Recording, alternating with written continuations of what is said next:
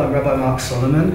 I'm a liberal rabbi and work for liberal Judaism as interfaith consultant.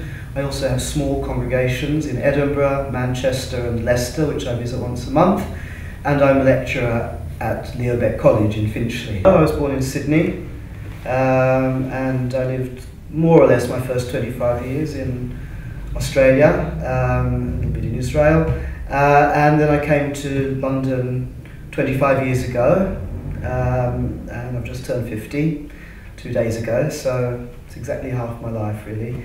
And I came over to finish my rabbinic studies at a college called Jews College in Hendon, and that's where I was ordained as a rabbi in 1991. My parents were very ordinary, traditional Jews who went to an Orthodox synagogue, so they brought me up to be very involved with the synagogue and go to Hebrew classes 3 times a week, but they weren't strictly religious. But by the time I was about 10, 11, I decided I wanted to be really religious. I was very inspired by my rabbi at the Great Synagogue in Sydney, which is the congregation where my parents were very involved and I was becoming very involved.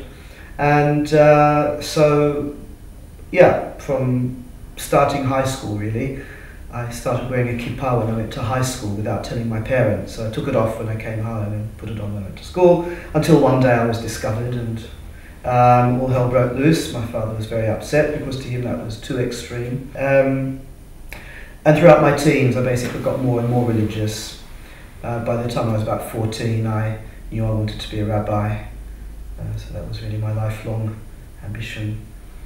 I was aware from, again, about the age of 14 I guess, that I was attracted to men, but it was something frightening and horrifying.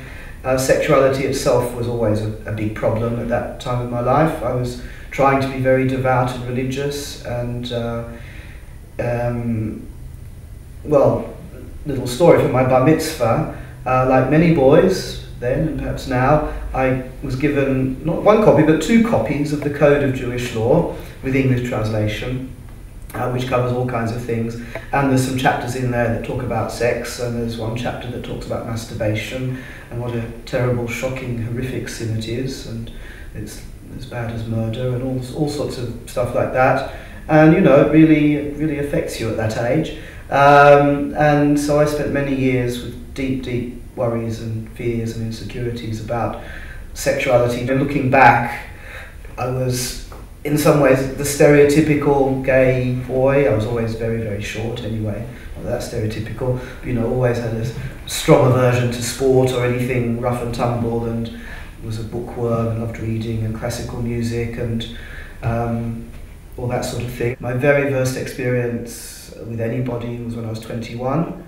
It's not something I can say very much about, but it was an interesting experience, but it was fairly isolated. It happened a few times with that particular person, but pretty much there was nothing else, nobody else. It wasn't really till my mid-20s, after I'd come to live in England, that things started to change and I really started coming out. There was only one relative I could talk to about it when I was young. Apart from that, I never spoke about it to anyone in my family at that age, and maybe only very hesitantly to a few very close friends. But I wasn't really ready to come out. I didn't have a sort of gay identity.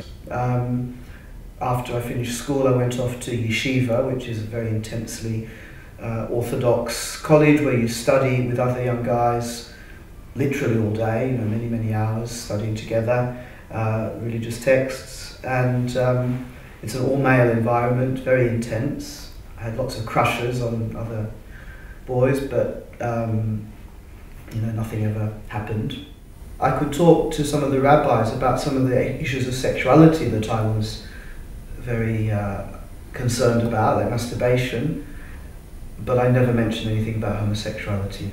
So when I was 19, 20, I had a big crisis and I kind of abandoned Judaism for a while, a religious crisis. I was in Israel studying, and there were certain aspects of ultra-Orthodox Judaism I had come to find completely unacceptable, and as a result I kind of fled from Judaism altogether and spent several years exploring other paths. And then I came back to Judaism in my mid-20s, became quite religious again, decided yes, I did still want to be a rabbi, and that's when I came over to London to study at Jews College, which was a modern Orthodox rabbinical seminary, which at that point was headed by Jonathan Sachs, who would shortly afterwards become chief rabbi, so I was one of his students at Jews College.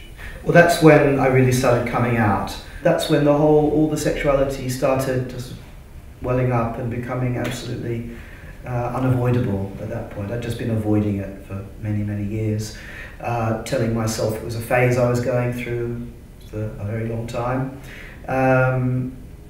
When I was involved with the Lubavitch movement, the ultra-Orthodox community, people have arranged marriages, so I always thought, well, they'll find me a wife and then everything will be fine and all of these unpleasant thoughts will go away. So that was something that I comforted myself with for a while. But as I say, the summer of '89 and lovely hot summer, not like the ones we have nowadays, and a film called Torch Song Trilogy came out in London, which I went to see, and this was the very first thing I'd ever come across which brought Jewish and gay together in one place. They'd always seemed like two utterly separate realms that had no connection, and so I'd never been able to make a connection for myself. Being Jewish was the main thing, that was my identity, going to be a rabbi. Being gay was just this really unpleasant thing that I tried to ignore as much as possible. But I went to see Torch Song Trilogy like 3 times in the first week or something. I was just blown away by it, and it had a powerful effect, I think, as a catalyst in helping me to think more about myself and start to realise who I was. The main result of it at that point was I got intensely depressed, very deeply depressed, because it just seemed hopeless. I couldn't see any future. My whole life, well, for years on and off, had been working towards being an Orthodox rabbi, and this was not going to fit in with that at all, so I just couldn't see what the possibilities were for me. There are very few people I could talk to about it, but the really positive thing which happened in the next few months was I contacted Rabbi Lionel Blue.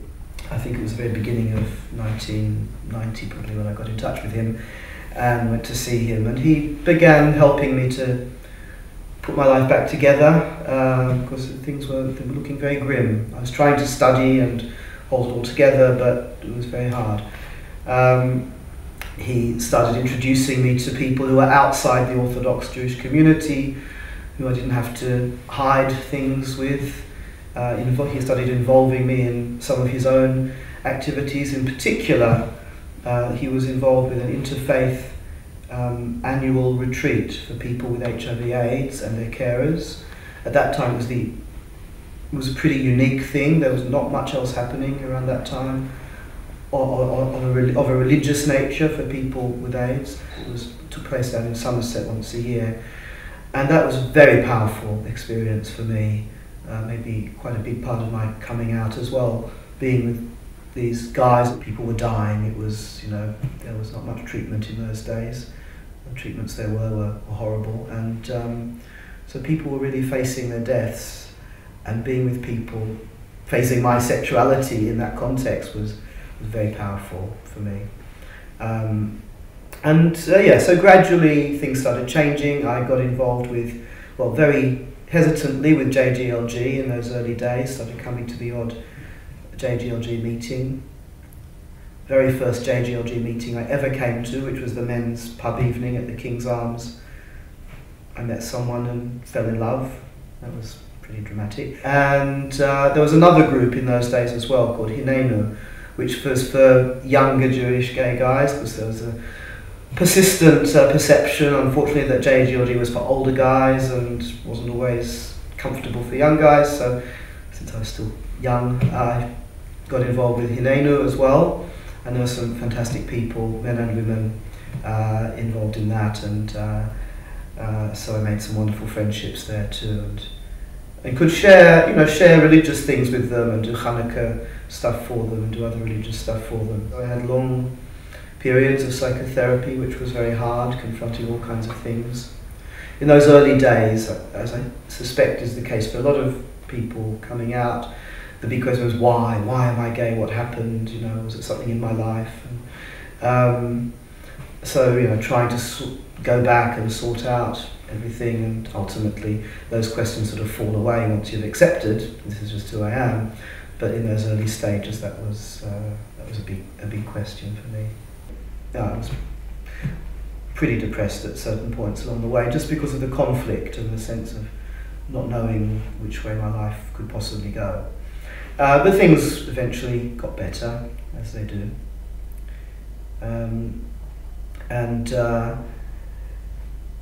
By late 1991,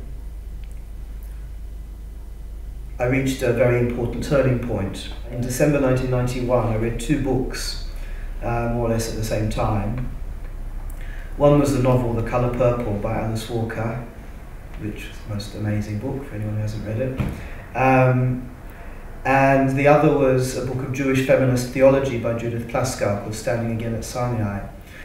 And these wonderful feminist books showed me there's another way of looking at God, much more positive, much more nurturing, much more profound and much truer. It absolutely turned my head around, and suddenly I was able to see a way through and see that there are other ways of being Jewish that are non-patriarchal, non-orthodox, that are better, truer, and in which I could survive. So that really empowered me to take the final steps of coming out. I've skipped over lots of stuff. I'd come out to my parents already by that time. In 1990, I came out to my parents. That was very tough. As soon as I started, I sat them down and said, I've got something to tell you, having had a few stiff whiskies before. He started making notes, which was the last thing I expected him to do. And the following night, my mother, who was very subdued and a bit tearful about it all, sort of cried a bit, she said, your father wants to talk to you. I thought, oh dear. And we sat down in the kitchen and had the first proper adult conversation that I'd ever had with him. I was 27 at that point. And from that point, our relationship was transformed. But we didn't fight, we didn't shout, and we kind of reached this sort of understanding which lasted the rest of his life. So I'm a great believer in coming out. I know it's not always right for everyone on every occasion, but I see it as so transformative and releasing so much energy and goodness and truth that it's almost always the right thing to do. So anyway, so that was my parents, but then I still had this long journey to go about my rabbinic identity, and so I've described to you this aha moment, feminist insight, and I'm always convinced that gay liberation kind of follows on and depends upon women's liberation, that the two are intimately linked historically and morally, and that we as gay people owe so much to women who have gone before and asserted what it means to be a liberated woman, and that enabled gay people, back in the 50s, 60s and onwards, to explore what gay liberation could mean. Anyway, so having got to that point, I then decided, I'm going to give in my notice at Watford and try and find another thing to do as a rabbi, but not in Orthodox Judaism. So that's what I did. I gave my notice into Watford and looked around for other rabbinic jobs. I went to the Masorti movement and had a meeting with, I was quite friendly with one of the leading Masorti rabbis, and he'd encouraged me to have a meeting with the chairman of the Masorti movement. We had a lovely conversation over lunch, and he said, I'll get back to you. And I thought that meant in a week or 2 weeks. He got back to me an hour or two later that afternoon to say, I'm sorry, but we're not ready for a gay rabbi in the Masorti movement. So that was that. All of this time, we're talking about the early months of 1992, the Jewish press were getting more and more interested in me. In the early months of 92, I think it was about March, there was the first big Jewish gay conference that took place at Belsize Square Synagogue. It was quite a major event for the Jewish community to discuss homosexuality. And I was already involved in various groups and things, and so I was there. And I think in the course of that day, I rather naively chatted to a couple of journalists without, not exactly come out probably, but still it was all very clear what I was doing there. And the New Moon magazine, which was a magazine that existed in the Jewish community then, it was like the trendy Jewish magazine, made a mention of me in an article, not by name, but mentioned a young Orthodox rabbi who was going to come out. This was in the context of bad things happening in Jonathan Sacks's chief rabbinate at the time. So that was pretty scary. And then the editor of the Jewish Chronicle at the time started pressuring me to come out. He'd ring me and say, you know, you've really got to do this, you've got to go on the record, it's very important. And I was not happy about it, or didn't feel particularly ready to do that. But it came to the point where it was clearly going to happen, whether I liked it or not, basically. So very reluctantly, in the summer of '92, I agreed to go on record, give a statement to the Jewish Chronicle. I rang Jonathan Sacks to let him know that was about to happen. And then I went off to Australia for my yearly visit home. And I thought, well, that's my career down the drain then, you know. That's the end of that. It was a difficult feeling. Which was, one of the things that happened as a result was I got a phone call from Leo Beck College saying there's a liberal congregation that is interested in meeting you, might want you as their rabbi.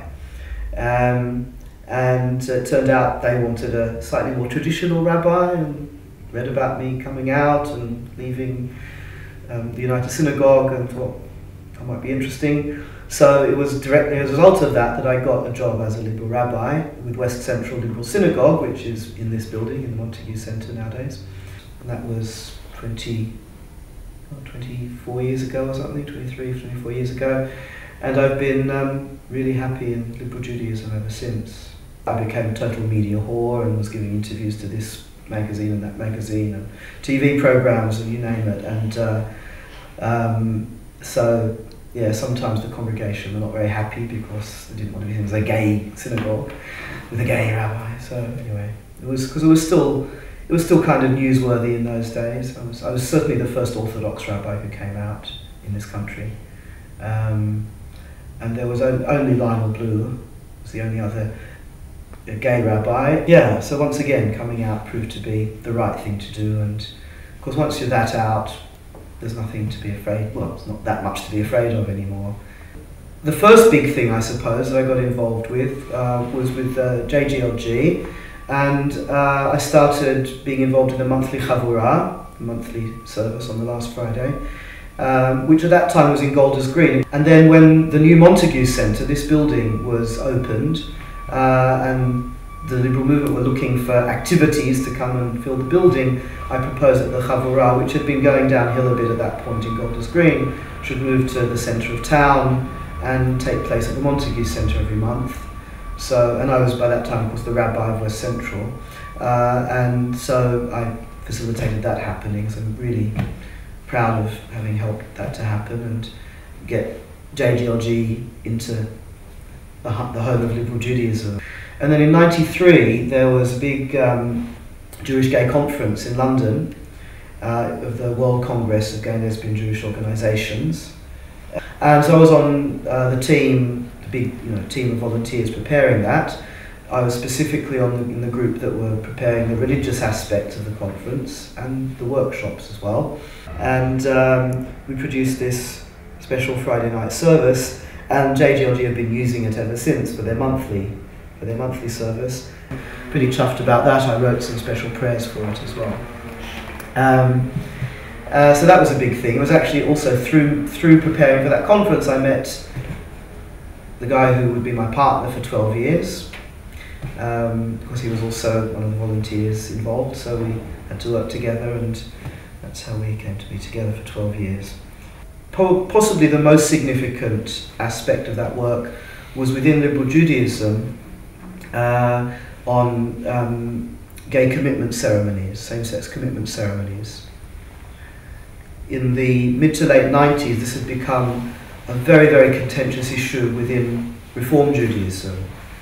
Painfully so. It had almost ripped the Reform movement apart and had brought out a huge amount of latent homophobia that I don't think anybody realised was still there within the progressive Jewish community. And I'd been very involved in that process, even though I was a liberal rabbi. I think it was in around 1999 or thereabouts, I raised it at our annual rabbinic Kala, the annual retreat of the liberal rabbis. And we had a session about it. And right from that very first session, when I presented a list of pros and cons for same-sex commitment ceremonies, the atmosphere was so different from what I'd encountered within Reform Judaism. It was, not everybody was thrilled about the idea. There were lots of issues, lots of doubts, lots of hesitations, but there was no rejection, no homophobia. And the issue then moved forward through meetings and working groups and so forth, to the point where a couple of years afterwards, the liberal rabbis and the liberal movement said we embrace the idea of same-sex commitment ceremonies, and we brought out a big, quite substantial report about the whole issue, looking at it from every possible angle. Several rabbis were involved in that, both LGBT rabbis and straight rabbis. And once the report was out and the principle had been accepted, we then got to work on creating a liturgy, a service for commitment ceremonies. Now notice we still weren't using the terminology of marriage. To actually use the word marriage at that point was seen as a step too far, that was going to alienate people and cause problems. So we used this vocabulary of commitment ceremonies. But we had a sort of in principle agreement that a commitment ceremony could include all the major rituals that characterize Jewish weddings, of chuppah and of rings and of wine and all the traditional things. So I was the editor leading the group that was producing this Covenant of Love liturgy, which was eventually published, as it turned out, in December 2005, and coincided with civil partnerships coming into force in England and Wales. And it just worked out that we were moving in parallel with the country and the government, the Labour government at the time, and it all fitted in really well. Personal view on this same-sex marriage legislation at the moment going through in the UK in terms of from the Jewish perspective? I think it's absolutely marvellous. It's a matter of fairness and justice, obviously, for couples who are together and whose relationship is a marriage and deserves to be recognised legally and religiously as a marriage. That is a statement that we are equal, that same-sex love is as important, as nourishing, as positive for not only for individuals but for society as a whole, as any loving relationship that can help to serve as a building block of society. So I think that for me, coming out is the most important creative step that one can take to release energy and goodness and love, not only for oneself but also for friends and for people around you and for the whole world. It's being proud and accepting who we are.